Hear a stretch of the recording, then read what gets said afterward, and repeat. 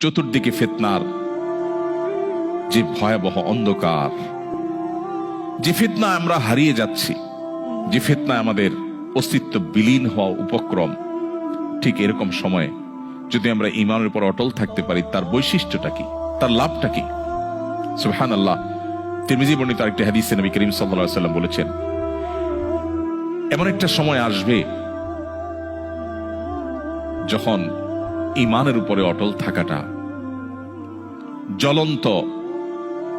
জ্বলন্ত কয়লা, আগুনের কয়লা হাতে রাখার চাইতে কঠিন হবে বা হাতে রাখার মতো হবে।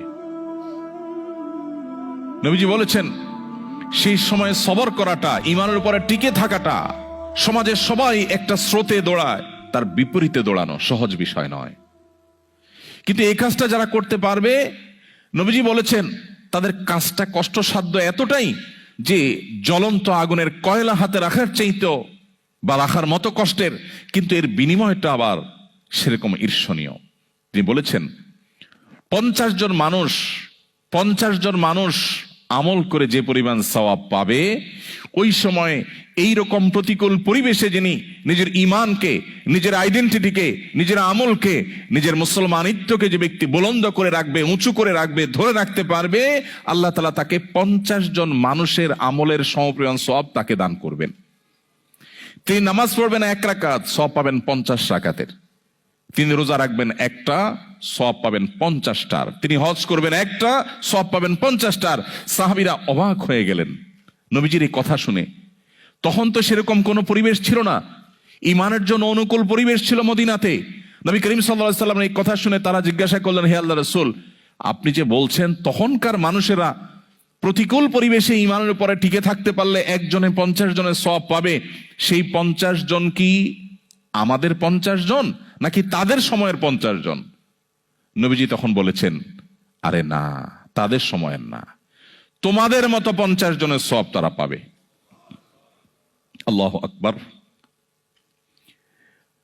সাহাবায়ে কেরামের যে মর্যাদা, সেটা নতুন করে বলার অপেক্ষা রাখে না।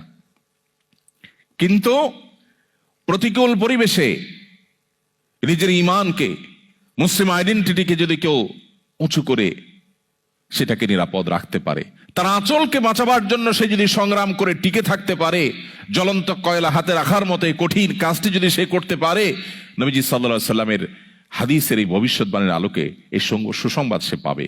আল্লাহ তাআলা আমাদের সবাইকে শক্তিশালী ঈমানের অধিকারী হওয়ার মধ্য দিয়ে এই প্রতিকূল পরিবেশে আমাদের ঈমানকে, আমাদের আইডেন্টিটিকে, আমাদের ইসলামকে আল্লাহ তাআলা সেফ এবং নিরাপদ রাখার তৌফিক দান করুন। সময়ত ভাইরা, এই জন্য আমাদেরকে ঈমান নবায়ন করতে হবে। এই যে আমরা আজকে এখানে এসেছি, এটা আমাদের পার্ট অফ ঈমান নবায়ন, এটা আমাদের ঈমান রিনিউ করার একটা পার্ট। আমরা ঈমান নিয়ে আলোচনা করছি।